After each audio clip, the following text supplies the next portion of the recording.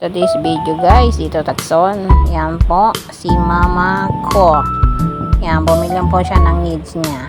Nahiya po siya tumingin din yan. Lakad-lakad po kami papuntang Sakayan sa tricycle. And then yan, tamang tingin-tingin lang po sa gilid kasi tatawid po kami dalawa niyan. Ayan. May sinasabi po ako na hindi nyo alam, joke lang. Yan pang ilog dito yan sa may sapote, and then yan po sumakay na po kami ng tricycle papunta po sa Sapote 3. And then yan nabutan na po kami ng dilim, medyo madilim na.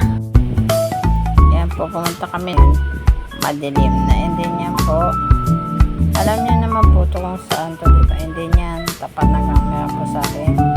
Hindi po makita si mama kasi madilim. Wala pong ilaw ang tricycle. Malapit na kami dyan sa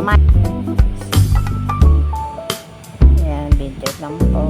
Ito po yung aming drive na si kuya. Mabilis po magpatakbo para daw nandun na agad sa patutunguhan.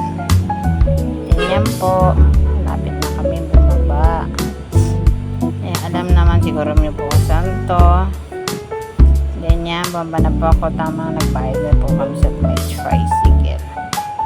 And then yan si mama.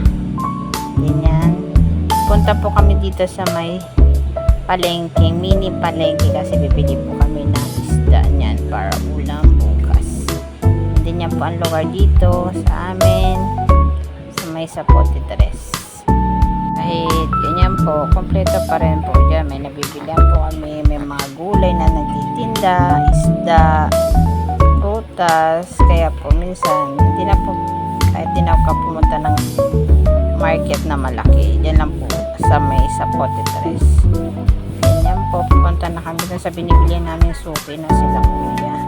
Kasi mura lang po ang tinda niya dong isda, tsaka sariwa pa.